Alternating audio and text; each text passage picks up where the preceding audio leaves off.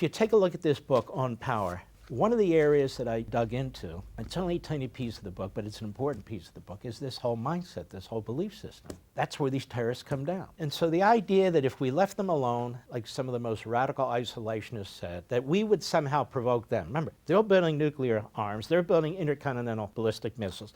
They've killed thousands of our people, maimed thousands of our people directly and through their proxies. But if we offend them, they might do more. More than what? They want nuclear weapons.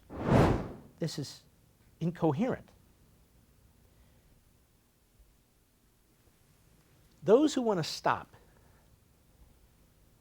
nuclear weapons and intercontinental missiles, ballistic missiles, from getting into the hands of a death cult are not warmongers, they're peace lovers. The enemy is the warmonger. The enemy is the warmonger. Now, I think it's been proven now that what the Israelis did and what the president did, our military, Netanyahu, his military, was right. The debate is over. There's no need to even discuss this anymore, is there? To debate whether we should or shouldn't have? Obviously we should have. We did. From an American military point of view, not a single injury, not a single nick on one of our great bombers, nothing. It was perfect. As perfect and flawless as any military operation has ever been. A very, very difficult military operation. They were in the air 37 hours. And then when you get there, you got to execute. And even though the media that didn't want us to do any of this is now raising questions on how much damage it did, we know what the media are. They lied about Biden. They lied about the laptop. We know who they are. They're unscrupulous. They're scoundrels, to be perfectly honest about it. And they work for the Democrat Party, which is why they come out and say, impeachment, impeachment, War Powers Act. We talked about the War Powers Act. That's unconstitutional, has nothing to do with it. I talked about it on Fox. Now everybody's using what John, you and I discussed, and that's good, because he and I actually know about it. So there is no more debate, is there? The radical isolationists were dead wrong. They predicted a regional war. The Arabs are behind Israel, even if they can't actually say it. They predicted World War III. What are they talking about? Obviously that didn't happen. It wasn't going to happen.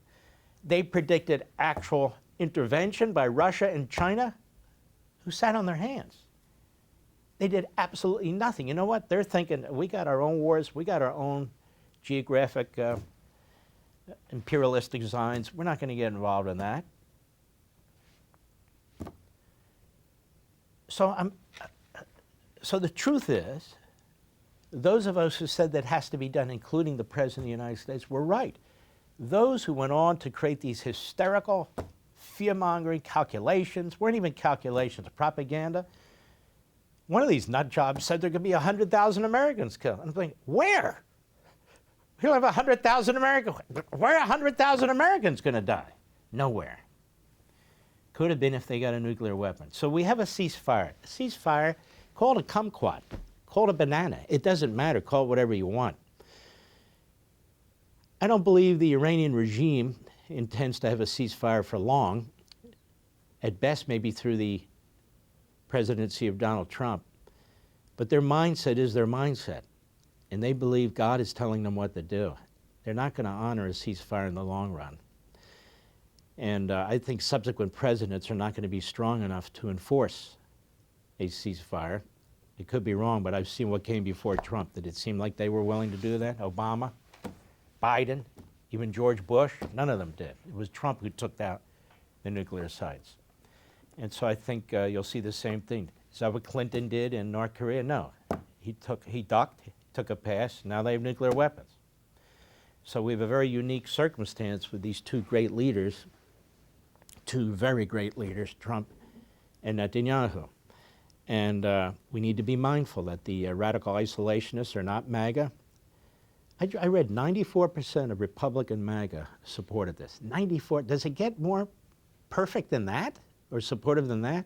And so you still have these guys who are grifters, who have their little platforms, who are screaming like, you know, as loud as they can, like wolves howling at the moon, and they go on and on and on.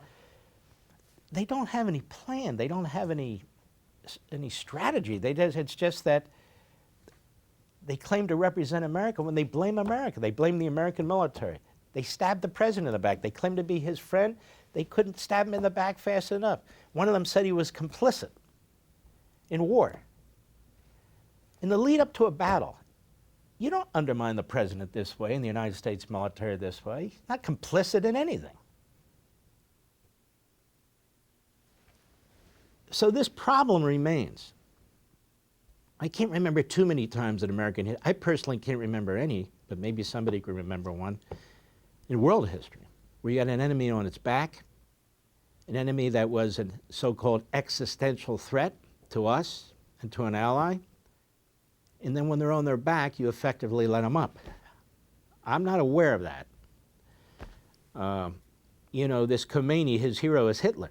And so I suggested while he was in the bunker, then take a cyanide pill, just like Hitler did. But he didn't. And they don't.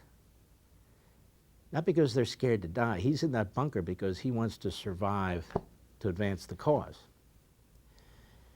And so I don't need to bet. I don't need to predict. It is a fact. It is a truism that they will be back. Unless they're overthrown by their own people and eliminated.